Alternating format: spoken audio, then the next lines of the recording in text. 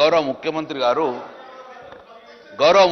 గారు అన్నాడు సార్, మేము ఎక్కడ కూడా నేను ఇది బిల్లు పాస్ అయ్యి 42% రిజర్వేషన్ రావాలని కోరుకున్న వ్యక్తి మొదటి వ్యక్తి అన్నాడు సార్. నేను కాదు సార్, మా పార్టీ కూడా కోరుకున్నది సార్. నేను మాట్లాడింది నేను ఒక్కని కాదు సార్, గౌరవ ముఖ్యమంత్రి గారు ఉన్న పర్సన్ కాదు సార్. నేను మాట్లాడేది on behalf of the BRS party. మా బీఆర్ఎస్ పార్టీ కోరుకున్నది కాబట్టే ఇది కావాలని కోరుకున్నా సార్. సరే దాన్ని డీపోను సార్. గౌరవ ముఖ్యమంత్రి గారు నేను ఒక్కటిసారి నేను చెప్తున్నా, మీరు కూడా మాట్లాడింది కదా సార్. నేను 18 జీవో వరకు వచ్చిన సార్. 18 జీవో తర్వాత మనం ఎవరైనా కానీ ఇందిరా సహాని 1992 ఇందిరా సహాని జడ్జిమెంట్ సుప్రీంకోర్టు ఇచ్చిన డైరెక్షన్ ప్రకారమే ఏ కోర్టైనా పోతుంది సార్.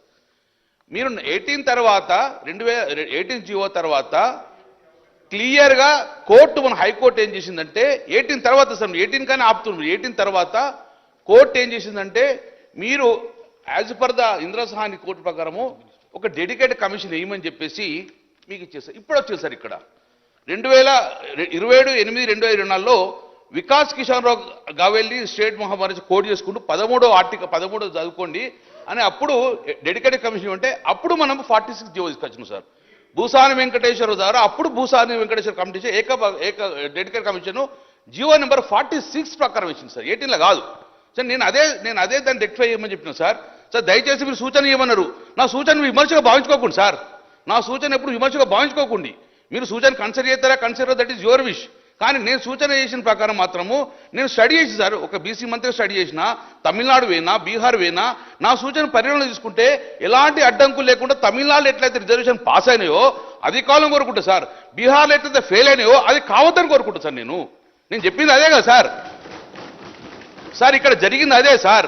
భూసాని వెంకటేశ్వర కమిటీని 46 జీవోతో వేశారు sir.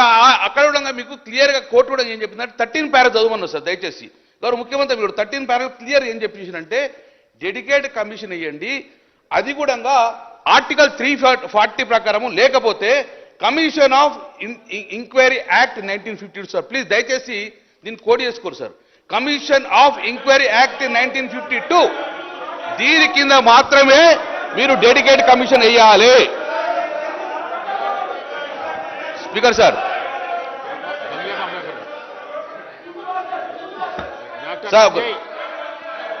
Sir doctor Sanjay please sir. 13 మన మొన్న కోట్ల డెడికేటెడ్ కమిటీ ఏమని చెప్పేసి హైకోర్ట్ ఆఫ్ తెలంగాణ ఇచ్చి 13 కోడ్ చేసినారు. 13 దయచేసి మీరు సభకు వినాలి అధ్యక్ష.